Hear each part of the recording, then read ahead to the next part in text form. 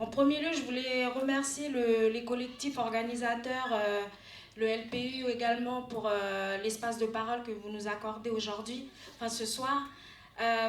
En premier lieu, je vais juste préciser, moi je ne suis pas académicienne, donc je partage la table avec mes hôtes et je suis très honorée de pouvoir partager ces interventions avec eux parce que je suis plus de l'autre côté, je suis plus du côté de vous qui lisons les ouvrages de ces messieurs-là. Moi, j'interviens en tant que Kanak, j'interviens en tant que militante indépendantiste pour la lutte du peuple Kanak. Alors, le soulèvement du 13 mai qui fait suite à la volonté de l'État français de venir faire de venir imposer le dégel du corps électoral et de minimiser encore, de invisibiliser encore les Kanaks sur nos propres terres. Donc le soulèvement, l'insurrection du 13 mai qui a été conduit majoritairement par des jeunes des quartiers populaires de Nouméa, qui est le chef-lieu, pour ne pas dire la capitale, de la Kanaki. Cette insurrection, elle intervient après presque 40 ans de paix, 40 ans d'accords qui font déjà suite à un événement assez dramatique qui s'est déroulé sur 4 ans. C'était déjà la guerre civile dans les années 80, entre 1984 et 1988, que nous, dans le jargon un peu de l'administration française, hein, ils ont rebaptisé les événements. C'est peut-être un peu plus quelque chose qui renvoie un peu aux îles, à quelque chose pour minimiser un peu la situation. Donc en fait, il y a eu, dans les années 80, donc, cette guerre civile en Kanaki qui a abouti sur les accords de Matignon-Oudinot, puis 10 ans plus tard les accords de Nouméa. Et les accords de Nouméa, ils nous ont permis de nous inscrire en fait sur 40 ans de paix, 40 ans où on a aussi tissé pas mal de politiques publiques de développement en Kanaki.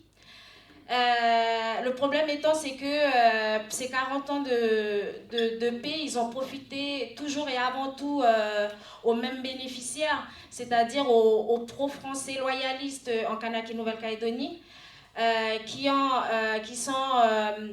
sont tributaires de tout le pouvoir économique, qui sont à l'initiative de toute la ségrégation territoriale, sociale, économique que l'on vit en Kanaki Nouvelle-Calédonie.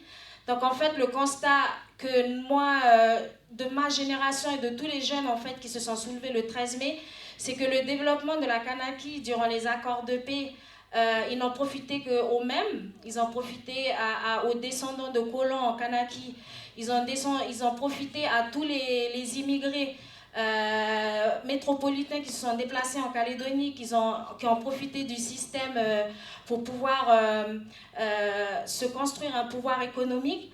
Et nous, en fait, le peuple kanak, les jeunes de chez nous, ben, ils sont restés les marginaux de la société en construction en Kanaki Nouvelle-Calédonie. Ils sont entourés aussi par tous les peuples océaniens qui sont venus s'installer en Calédonie. Donc en fait, on est resté les victimes en fait, de la colonisation, nous, peuple kanak, du développement économique sur ces 40 ans, avec les peuples océaniens frères qui ont aussi migré pour travailler en Kanaki Nouvelle-Calédonie. Donc le 13 mai, c'était juste pour vous rappeler un peu le contexte qui a débouché en fait sur les insurrections du 13 mai. Quand ça a pété en Kanaki, bon déjà, juste pour rappeler, ça faisait déjà un an, parce que ça a débuté en octobre 2023, où la CCAT, qui est la cellule de coordination des actions de terrain, qui est un peu la branche terrain de l'Union calédonienne, qui est le plus vieux parti indépendantiste de Kanaki. Donc en fait, en prévision de cette volonté du gouvernement français de devoir dégeler le corps électoral, on a commencé à faire des manifestations pacifiques dans la ville de Nouméa, un peu partout en Kanaki Nouvelle-Calédonie, pour interpeller l'État français sur la dangerosité de vouloir venir s'attaquer à la sacralité du corps électoral. Donc en fait, pendant un an, on a fait des manifestations pacifiques. Ça a été quelque chose d'assez surprenant, moins de ma génération qui est issue des accords de Nouméa, donc de cette stabilité de paix. C'est quelque chose d'assez extraordinaire. Donc on a interpellé le gouvernement français en disant ne touchez pas à ça, ça risque de péter, c'est vraiment quelque chose de sacré. Nous, les accords de paix, c'est aussi des accords de décolonisation et nous, on veut aller au bout de ces accords-là et obtenir, aller à la pleine souveraineté. Donc on n'a pas voulu nous écouter. Le soir même du vote à l'Assemblée nationale, donc ça pète à 22 000 km. En fait, les jeunes s'organisent. Il y a eu des incendies, il y a eu beaucoup de... Aujourd'hui, par exemple, il y a eu plus de 1000 sociétés qui ont dû mettre la clé sous la porte. Nos jeunes qui occupaient le terrain ont été criminalisés. Ils ont été, beaucoup ont été, on a constaté plus, on a recensé plus de 3000 arrestations. Donc ils sont partis peupler la prison coloniale déjà en Kanaki, Nouvelle-Calédonie, qui était surreprésentée déjà par la population kanak et océanienne. On a eu nos représentants politiques qui ont été assignés à résidence, d'autres ont été déportés en France métropolitaine. Donc Christian Théin, qui a été élu symboliquement président du Front indépendantiste dernièrement.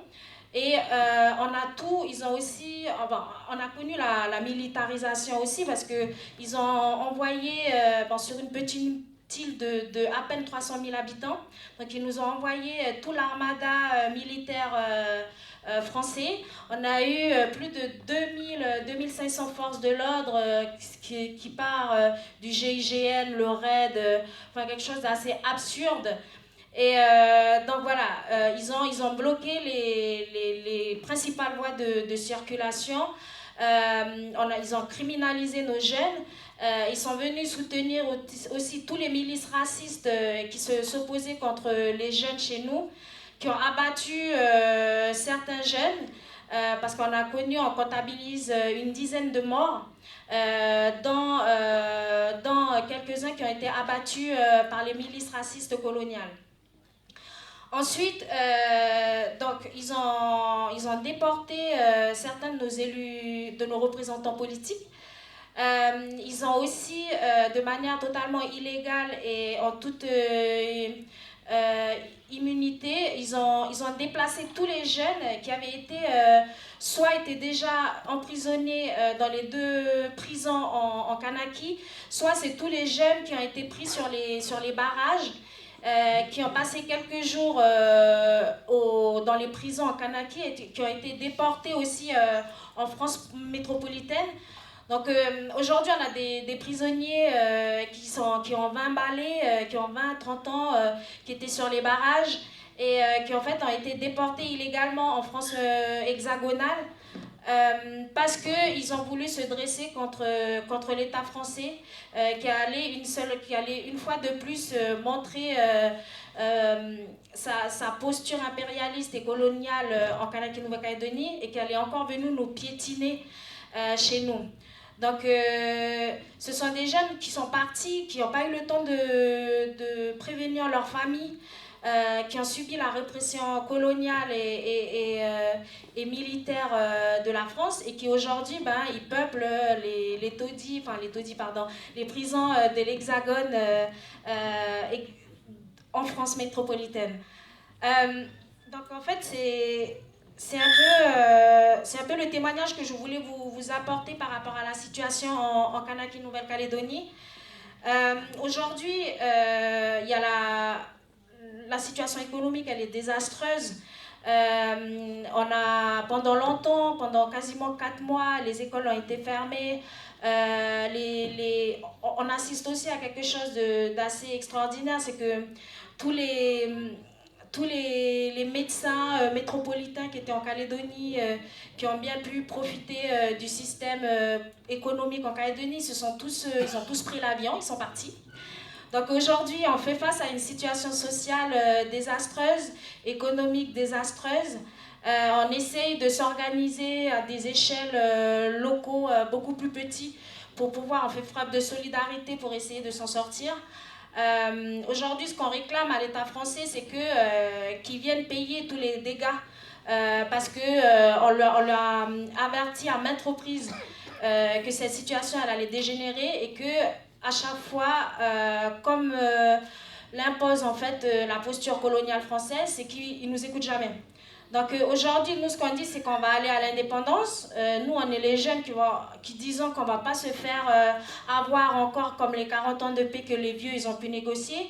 Nous, aujourd'hui, notre but, c'est on va vers la pleine souveraineté de Kanaki et on va à l'indépendance. Donc aujourd'hui, nous, on dit à l'État français, on ne veut plus de ce rapport de domination avec un État tutélaire qui vient, qui nous impose les choses. Si vous voulez que vos bases militaires en Kanaki Nouvelle-Calédonie restent en Kanaki Nouvelle-Calédonie, c'est parce que nous l'aurons décidé et pas que vous allez venir nous l'imposer ça.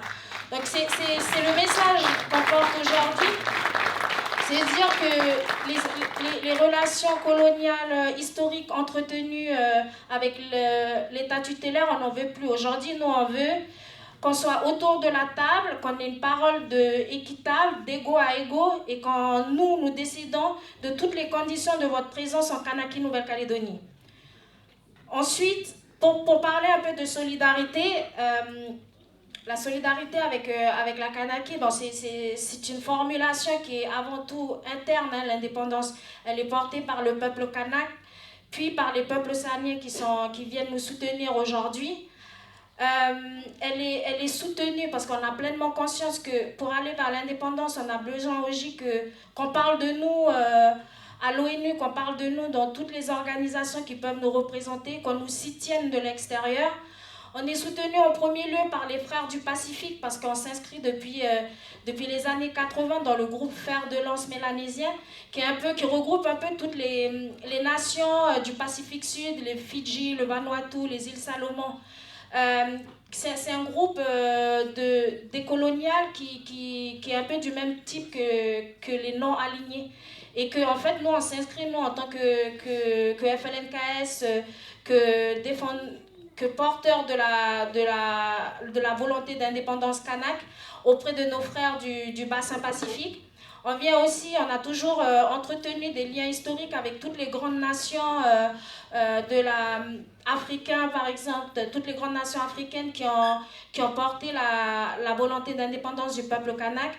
Je tiens toujours à rappeler le soutien historique de Thomas Sankara à la lutte du peuple kanak. Dès 1986, il a fait campagne pour la Nouvelle-Calédonie indépendante. Il a aussi voté la résolution 4141 de l'ONU qui permet de réinscrire la Kanaki sur la liste des territoires non autonomes à décoloniser. Donc en fait, on a toujours les vieux chez nous, quand ils ont commencé il y a 40 ans à tisser les liens, ils sont partis partout, ils sont partis à Cuba, ils sont partis en Libye.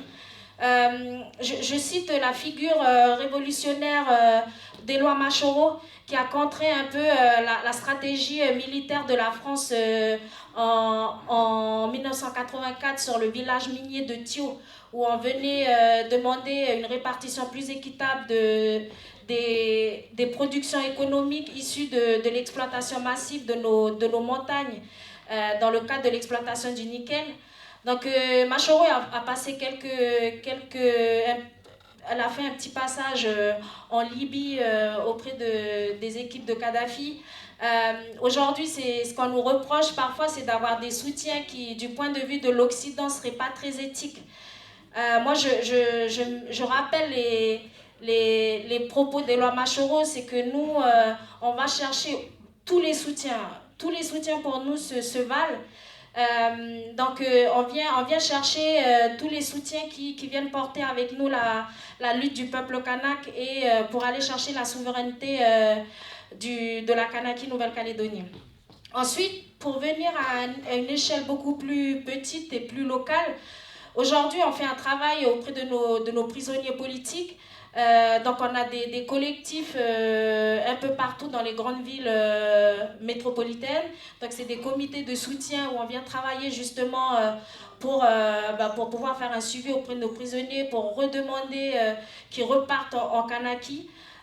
On travaille beaucoup avec tous nos frères aussi ultramarins où on essaye de s'inscrire dans la convergence des luttes. parce qu'on a bien compris qu'aujourd'hui on s'inscrit dans une mouvance internationale décoloniale et qu'en fait chaque nation, chaque lutte, il peut pas, on peut pas aller chercher tout seul dans nos coins en fait tous les grands idéaux qu'on veut mettre en place. Donc aujourd'hui il faut que, on a besoin effectivement d'aller chercher le soutien de tous nos frères. Donc en premier lieu aussi les pays ultramarins. J'en profite pour faire un petit mettre la lumière sur le mouvement contre la vie chère en Martinique, où Rodrigue Petito il a subi aussi la répression puisqu'il est enfermé aujourd'hui pour avoir demandé qu'on nous considère comme des citoyens de la République et qu'on baisse les prix pour que tout le monde puisse avoir accès aux droits élémentaires que de se nourrir. Donc voilà, et donc on travaille avec tous les soutiens, on travaille avec Urgence Palestine, on défile pas mal dans les rues de Paris. Donc vous allez toujours voir le drapeau indépendantiste kanak qui vient flotter à côté du drapeau palestinien, de tous les drapeaux, de tous les comités en lutte pour pouvoir soutenir aussi la cause palestinienne et soutenir toutes les luttes à travers le monde. Donc voilà.